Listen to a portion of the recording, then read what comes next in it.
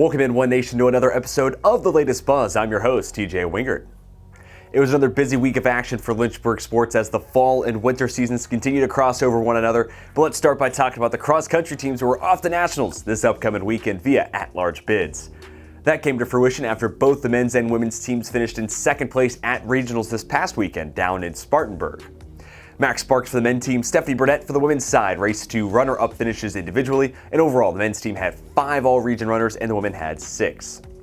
Now let's transition to talk about the 3 fall sport teams competing in the NCAA tournament this past week. Starting with field hockey, they got their 3rd consecutive bid to the tournament via an at-large bid this time around. Lynchburg got to host the first-round matchup against Salisbury on Wednesday and struck first with a goal coming from Brooke Highland.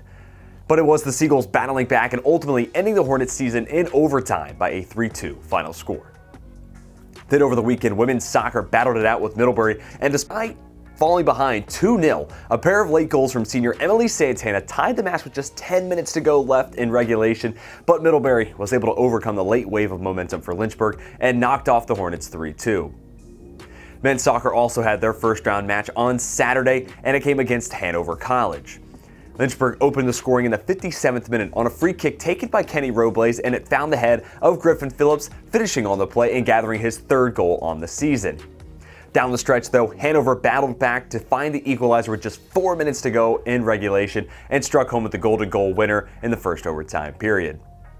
But despite these seasons ending for all 3 of these teams, they all had 8 all-conference honorees, and also men's soccer saw head coach Chris Yeager win co-coach of the year and graduate Nick Foley earning Scholar Athlete Award. So congratulations to all the players and coaches for their tremendous work this year and adding on to the rich program history that's already been established.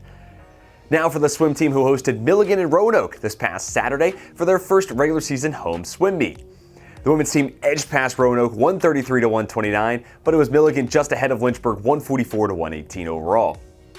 The men's team, despite falling to the Buffaloes and the Maroons 177-85 and 185-77 respectively, their team had some strong showings, including finishing 2nd, 3rd, and 4th in the 200 backstrokes. That came from Trevor O'Neill, Kevin Burnett, and Ryan Legg, respectively.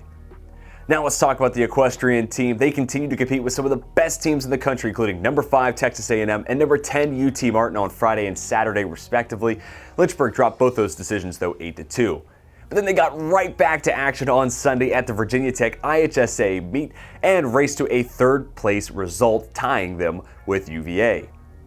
Last but not least, let's talk about the basketball teams. We'll start with the women's side, who hosted William Peace on Friday night and picked up their 2nd win on the young season at home, topping the Pacers 76-59. Sammy Sever led the way in scoring once again and was one of 4 Hornets to reach double figures. For the men's team, their season opener was on the road at Methodist on Sunday afternoon. The Hornets had a dominant first half, going to the break up 51-21. Methodist overall did put together a good second half push to make it a little closer, but Lynchburg still garnered the 13-point victory to start the year 1-0. Theron Suggs led the way in scoring with 22 points. T.C. Thacker had a double-double, 17 points and 10 boards, and Jordan Parham also reached double figures with 11 points, 3 of 4 shooting from beyond the arc.